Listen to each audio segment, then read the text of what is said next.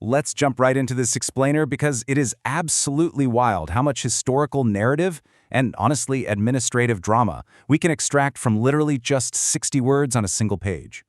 We're looking at an artifact today that seems totally mundane at first glance, but it actually holds a massive amount of information about human nature, authority, and, the timeless frustrations of office life. We always think of history as these grand battles and sweeping treaties, right? But honestly, sometimes the most relatable history is just sitting there in the everyday paperwork of a very frustrated middle manager. Seriously, think about your own workplace, or any large organization you've been a part of. Have you ever seen a brand new, sweeping rule implemented just because a handful of people messed up? Well, here, we're looking at a moment in 1895, where the simple act of signing off on a document became a total point of critical failure. Someone, somewhere, or actually probably multiple someones, scribbled an unreadable initial, and it sent enough shockwaves through the entire system to require a formal region-wide mandate. We're going to conduct a sort of forensic peel of this exact document, an 1895 circular memo from the jail department, and we'll decode its meaning line by line. Take a second to really look at this thing. The aging, stained paper, the super crisp, formal typography, the layout. This isn't just a memo, it's a physical artifact of a massive administrative apparatus. By zooming in on the specific language, the physical layout of the text, and the titles used, we can totally reconstruct the exact environment this piece of paper was born into. All right, Section 1, the 1895 Circular Memo and Setting the Scene. Let's get into it. Check out the header right up top. It's the spring of 1895 in Lucknow. This is their 7th memo of the year, and the blank received section strongly suggests we're actually looking at the sender's own copy. Now, Lucknow in the late 19th century was a massive administrative hub. The fact that this is only Circular Memo number 7 and it's already late May, that tells us these sweeping department-wide memos were not just sent out every single day. When a circular memo dropped, it was an event. You had to pay attention.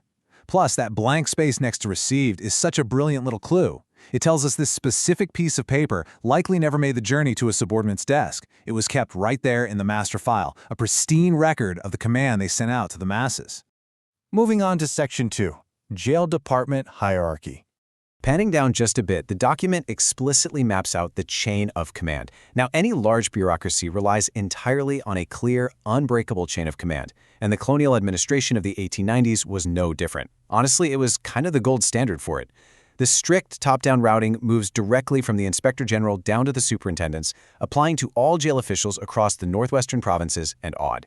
This is definitely not a polite suggestion passed between colleagues. This is a hard directive from the absolute top of the provincial prison system. The Inspector General himself broadcast out to every single superintendent, who then have to enforce it on their lower-level officials. And that region, the northwestern provinces and odd, massive. We are talking about a mandate affecting dozens of facilities and hundreds of staff members spread across thousands of square miles. And notice how the physical layout itself totally reinforces that power dynamic, literally placing the Inspector General above the superintendents. The word "from" sits high up, aligned left, followed by the towering authority of the Inspector General in all caps. Right below that, the "to" field directs the flow downward to all superintendents.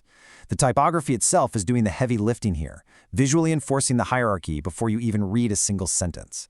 It's a masterclass in using design to convey pure authority.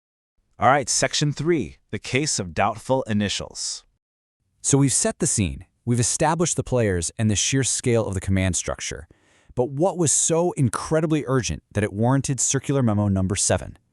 This simple subject line gives the directive away immediately, demanding a big change in how paperwork is handled. It's incredibly blunt. No corporate speak here, no synergizing our signature pipelines or whatever, just a clear, unyielding command: jail officials should sign in full. When you see a rule this specific, you just know that the opposite behavior had become a serious headache. People were definitely taking shortcuts. Just think about what an initial represents in a massive paper-based system. It's a fast, sloppy way to say, "I saw this," or "I approved this transfer," or "I received these goods."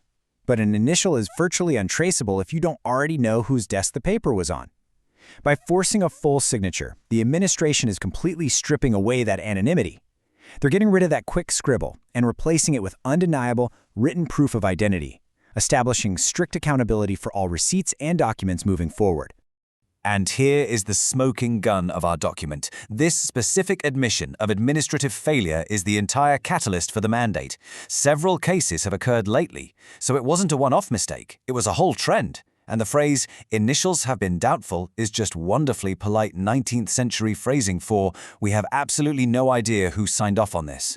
I mean, imagine the chaos. Missing inventory, unaccounted for prisoners, financial discrepancies, all met with a piece of paper bearing a completely illegible squiggle.